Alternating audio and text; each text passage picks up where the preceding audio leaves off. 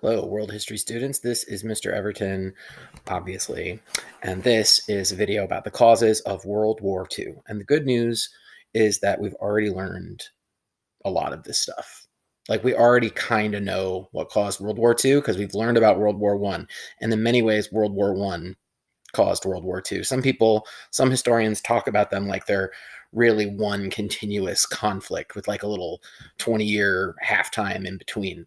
Um, so yeah, we're gonna get into the details of what led to World War II, and then we'll talk in the next couple of videos about what the actual fighting involved, and we'll learn about the Holocaust, and then we'll learn about the ending, the whole unit, World War II, because America.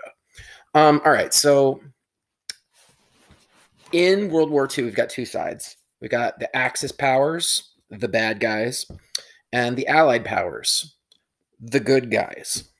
And so we have our first question is what made the Axis powers want to get aggressive? The Axis powers include Germany, Japan, and Italy. And they, before World War II, began to become extremely aggressive. They were interested in expanding their territory, taking over more land. How'd they get that way? Well, in the case of Germany, we're not going to really worry about Italy. Italy's like the third one that's not that important. It's like Germany and Japan are the ones we're really focused on.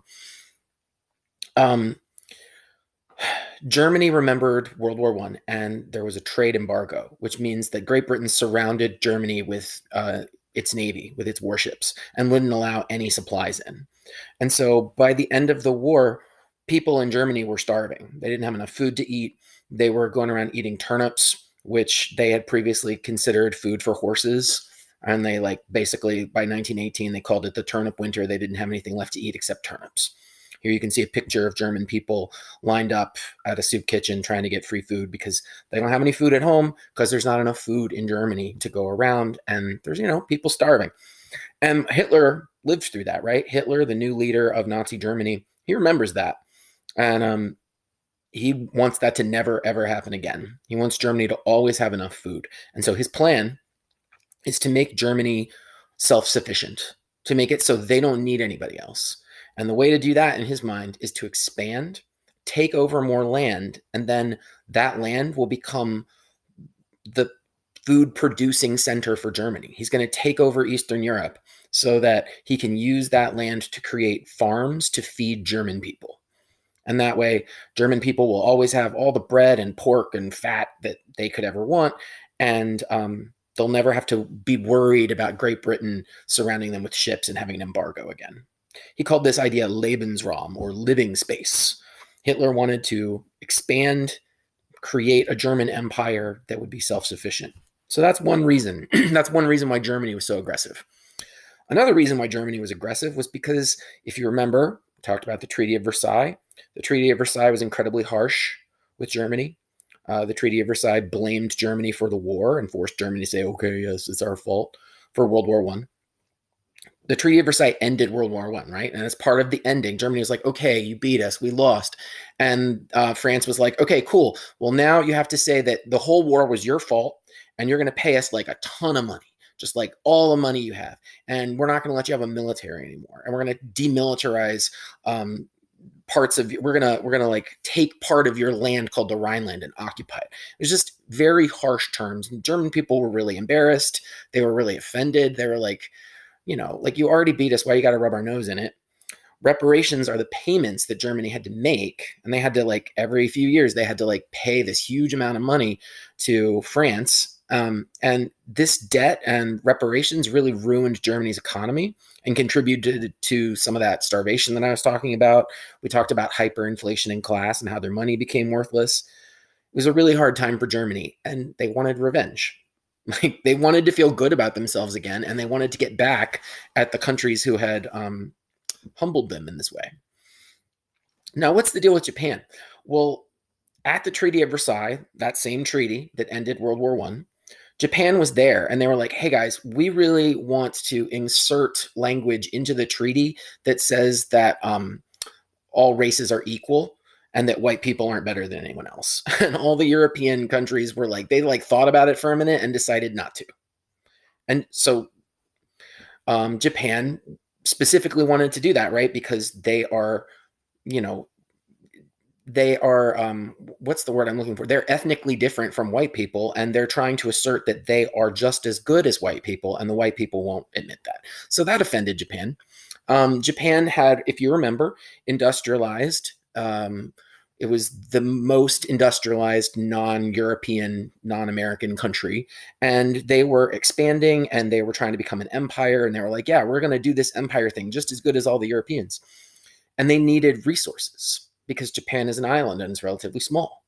And just like, think about Great Britain. Great Britain is a small island. It's relatively small. They went out, they took over lots of colonies in order to feed their factories. Well, now Japan wants to do that. Japan is like, okay, we see what Great Britain did. We're going to do that. We're going to go out. We're going to take over some land so that we have access to resources to run our economy, just like these European countries have been doing. So that's what makes Japan aggressive, right? A combination of, oh, like you think you're better than us. You think that we're racially inferior to white people. And also, like, we're trying to be an imperial power and we need rubber and tin and oil and all the things that make factories work. So now let's look at the Allied powers. And the Allied powers are the quote unquote good guys. That's not really, it's complicated. But the United States and Great Britain and France, those are the ones we're going to talk about right now. Soviet Union becomes an Allied power too. But, the Great Depression was happening in the 1930s. That's right before World War II. The Great Depression is happening. And all of these countries are experiencing a lot of economic difficulty. There's a lot of poverty. There's a lot of unemployment. There's a lot of homelessness. And, you can understand why people would be like, I don't think we need to be getting involved in any wars right now. We have all these problems going on at home. Why would we be concerned about what's happening in another country? Right? So the United States enters into isolationism in the 1920s and 30s, where they want to isolate themselves. And Great Britain and France similarly are trying to be, they're trying to work on themselves and not necessarily, get involved in protecting or defending someone else. World War I, remember, was terrible. It was awful, and everybody emerged from it kind of traumatized, and countries did not want to engage in war anymore. In many ways, the lesson of World War I was that war is really awful, and that sometimes you need to compromise with people in order to prevent it, right? World War I happened because people were uncompromising and they were like, no, we're going to stick up for ourselves and not give an inch. And that led to a war. So now people want to bend over backwards to avoid one. The Treaty of Versailles. Hey, I keep talking about the Treaty of Versailles. It's almost like it's an important cause of World War II. The Treaty of Versailles created a League of Nations, but it was incredibly weak, in part because the United States was being isolationist and didn't want to be part of it. And so all of this meant that the Allied powers were willing to go with a policy called appeasement, which is the idea that if somebody is being aggressive, well, let's just try giving them some of what they want and see if that appeases them, if that makes them satisfied, and they'll stop. They'll go away. Like, oh, all right, well, you want some stuff, so I'm going to give you a little bit, so now you'll stop, right? Yeah, so the war actually began. A lot of people think of the war beginning in Europe. It's actually began in Asia. Japan invaded China, beginning World War II in Asia. Japan invaded the northern part of China. It's called Manchuria. They had already acquired Taiwan and Korea. They take over Manchuria, which they call Manchukuo, which is like a satellite state for them, a country that's going to do what they want. They take it over, they set up a puppet government, and the idea is this is where we're going to get our food from. We're going to set up farms there. And then they start looking at expanding further. And the United States is like, hold on there, buddy. We look at us. We control the Philippines. You don't need to be expanding into our territory. If you look at this map, you can see it goes into 1942. By 1938, parts of China had been taken over by Japan. All that other stuff would get added in the early parts of the war, which we will get into in the next video. But what happened was the United States refused to trade with Japan anymore and cut off a lot of their access to things like steel and oil and tin, which is what they wanted in order to be able to industrialize further. And this made Japan really angry and made them willing to consider attacking the United States, which is what they would do in 1941. Okay, how did the war begin in Europe? Well, Germany began annexing or taking over parts of other countries where Germans lived. That was their sort of excuse for doing it. They were like, well, listen, we're Germans and we feel a lot of pride in our German identity, and we want all German people to be part of Germany. And so, because of that, we think that we ought to get to add Austria into Germany because Austria is basically like Germany's little brother. And so they annex Austria, and then there's a significant number of German people living in part of Czechoslovakia. It's part of Czechoslovakia called the Sudetenland. And there's all these German people living there, and it's right next to Germany. And Hitler was like, listen, we also are going to take Sudetenland because that's an important German place, and they deserve to be part of Germany. And there was a whole lot of like, the United States, not the United States, Great Britain and France got really worked up about this, and they were nervous about it. And they met with Hitler in a German city called Munich, and they had a conference.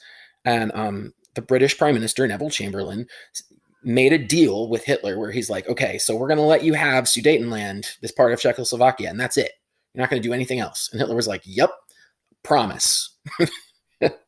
So this Munich conference is what we think of when we think of appeasement. This is where Great Britain was like, okay, we don't want to have a war, so we're going to let you have part of Czechoslovakia. And Hitler was like, I promise I won't do anything else. And then Germany went and made a secret deal with the Soviet Union. This is a German politician, a German diplomat, shaking hands with Stalin over the secret deal that they have made, that Germany and the Soviet Union will not attack each other, and instead they're going to divide Eastern Europe between the two of them.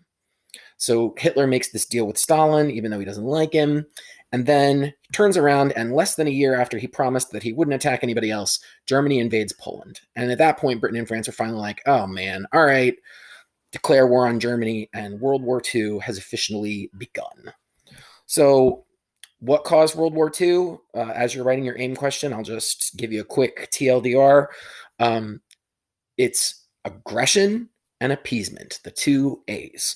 The aggression of the Axis powers and the unwillingness of the Allied powers to respond and prevent that aggression from going on. I will talk to you next time. Make sure you write your 3 sentences, 3 good sentences.